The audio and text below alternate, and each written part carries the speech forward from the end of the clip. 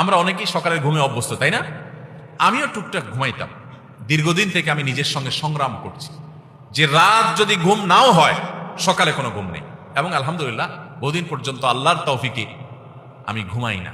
যত কষ্ট হয় হোক, সকালে কোনো ঘুম নেই। সকালে কাজ, সকালে আমল, সকালে কোনো ঘুম নেই। সকালে আপনি ব্যবসা করবেন, ব্যবসা আল্লাহ বরকত দিবে। চাকরি করবেন, চাকরিতে আল্লাহ বরকত দিবে। পড়ালেখা করবেন, সেখানে আল্লাহ তাআলা বরকত দিবে। আপনি যে কাজ করবেন সে কাজে বরকত হবে।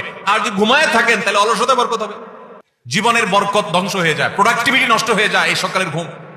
আমাদের দেশে বেশিরভাগ মানুষের অভ্যাস এখনো সকালে ঘুমানো, ঠিক না ঠিক? শহরে তো শহরে, এমনকি গ্রামেও এখন মানুষ সকালে 9টা 8টা 9টা পর্যন্ত ঘুমায়, ঠিক না ঠিক? আমি পৃথিবীর অনেক দেশে দেখছি যে ভোরে সকালে দোকান খুলে ফেলে তারা। আর আমাদের দেশে অনেক দোকান আছে 10টা 11টা আগে খোলে না। কেন? কারণ পাবলিক সব ঘুমে, দোকানদার খুলে কি করবে?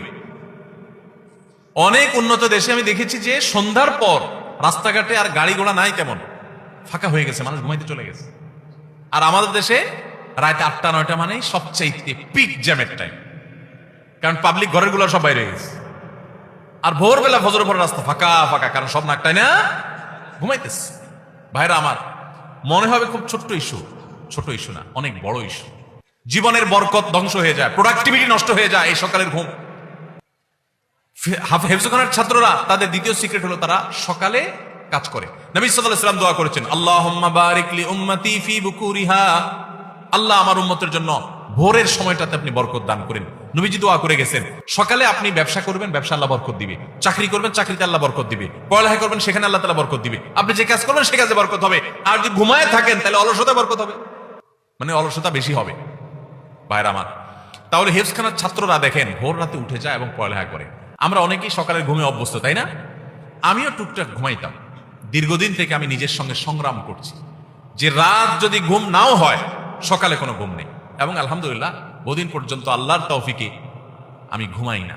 যত কষ্ট হয় হোক, সকালে কোনো ঘুম নেই। সকালে কাজ, সকালে আমল, সকালে কোনো ঘুম নেই। বাংলাদেশের একটা ব্যাপক ব্যাধি এটা যে আজকে আমাদের ঘরে ঘরে মানুষ গভীর রাত পর্যন্ত কোনো কাজ নাই, অযথা বসে বসে 12টা 1টা পর্যন্ত মোবাইল টিপে, ঠিক না ঠিক? শুয়ে শুয়ে 1 ঘন্টা টিপে। এই জন্য মোবাইল বাসায় ঢুকার আগে মোবাইলের গলা চিপে বন্ধ করে তারপর ঢুকে দেখেন। জীবন খুব সংক্ষিপ্ত, এর বড় একটা অংশ আমাদের মোবাইল টিপে টিপিতে চলে যায়। আমাদের জীবনকে যদি ক্যালকুলেশন করে বের করে দেখানো হয় তো দেখা যাবে যে আজকালকার তরুণরা যারা অল্প বয়সে মোবাইল হাতে পেয়ে গেছে, তাদের জীবনের সবচেয়ে বড় অংশটা মোবাইলের ভিতরে তারা ডুব দিয়েছে কিছু অভাবে আল্লাহর কাছে। ভাইরা আমার, তো হেফজখানার ছাত্রদের দ্বিতীয় সিক্রেট হলো তারা ভোর রাতে উঠে পড়াশোনা করে। ভোর রাতে উঠে পড়াশোনা করা, ভোরে উঠে কাজে শুরু লেগে যাওয়া, এটা জীবনে বরকতের কারণ।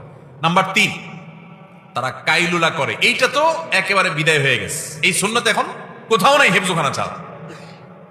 কাইলুলার সুন্নাতের সাথে পরিচিত আছেন আপনারা? কাইলুলা মানে দুপুরের ঘুম। দুপুরের ঘুম, এই দুপুরের ঘুম বলতে এক্সাক্ট কোন সময়টার ঘুম, এটা নিয়ে ওলামা একরামের নানা রকমের বক্তব্য আছে। একটা অথেন্টিক এবং শক্তিশালী বক্তব্য হলো এটা জোহরের আগে। হেফজখানার ছাত্ররা সাধারণত কয়টা ঘুমায়? সকালে 9টা 10টা, জোহরের আগ পর্যন্ত ঘুমায়। ঘুম থেকে উঠে গোসল করে তারা জোহরের নামাজ পড়ে। নবী সাল্লাল্লাহু আলাইহি ওয়াসাল্লাম বলেছেন, দেখেন, কিলু ফাইন্না শাইতানা লা ইয়াকিল, তোমরা কাইলুলা করবা, কারণ শয়তান কাইলুলা করে না। দেখেন, দুপুরের এই ঘুমটা এত ইম্পর্টেন্ট যে এখানে সামান্য একটু, ইতিমধ্যে এটা নিয়ে অনেক গবেষণাও হয়েছে। পৃথিবীতে অনেক অমুসলিম গবেষকরা গবেষণা করে বের করেছে যে দুপুরের সামান্য কয়েক মিনিটও যদি মানুষ ঘুমাতে পারে তাহলে সেটা শরীরকে এত বেশি সতেজ করে এবং এত বেশি কাজের স্টামিনা দেয় যে সে অন্য সময়ে ঘন্টা ঘন্টা ঘুমালেও সেটা পায় না। আবার সকাল থেকে টানা আপনি কাজ করছেন, দুপুরে একটু ঘুমালেন, আবার টানা সন্ধ্যা পর্যন্ত আপনি কাজ করার স্টামিনা আপনার শরীরে পাবেন, স্পৃহা আপনি পাবেন। এই সুন্নত তো একেবারে বিদায় হয়ে গেছে। আমরা অনেকে জোহরের পরে খায়া দায় আস্তে ধীরে, যদি বন্ধের দিন থাকে, ঘুমের সুযোগ থাকে, তো যায় বিছানা যায়, এমন ভাবে বিছানা যায় যে আসর মাগরিবের সাথে পড়ি, ঠিক না ঠিক? জীবনের বরকত লাভের জন্য এই 3টা সুন্নাহ জিন্দা করা খুব গুরুত্বপূর্ণ। হিফজখানার ছাত্রদের এত ছোট ছোট বাচ্চারা এত ভালো করে কোরআন কারীমের হিফজ করে, এত তাড়াতাড়ি সময় হিফজ করে, এর অন্যতম কারণ, অনেক কারণ আছে, আমি এগুলোকে একমাত্র বলছি না। তারা রাতে তাড়াতাড়ি ঘুমায়, ভোরে উঠে তারা পড়ালেখা করে, কাইলুলার সুন্নাতটাকে তারা জিন্দা করে। এর পাশাপাশি আরো তো অন্যান্য বিষয় আছেই। আল্লাহ তাআলা আমাদের সবাইকে এই সুন্নাহগুলো মেনে চলার তৌফিক দান করুন। সবাই চেষ্টা করবো তো ইনশাআল্লাহ। আমার অবাক লাগে যখন দেখি অমুসলিম দেশগুলোতে সন্ধ্যার পরে মানুষ ঘুমায় পড়ে।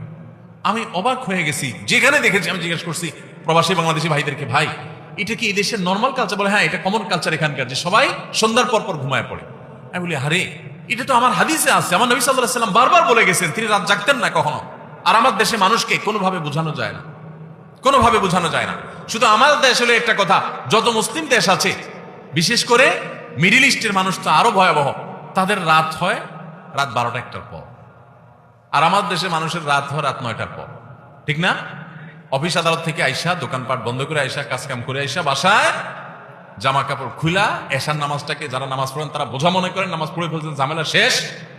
এবার সোফার রুমে, আপনার ড্রয়িং রুমে সোফাতে একদম পেটের শরীর ঝাইড়া দিয়া বৈশা, পুরা ফ্যামিলির লোকজন বৈশা এখন আড্ডা জমে, বিসমিল্লাহ হয়।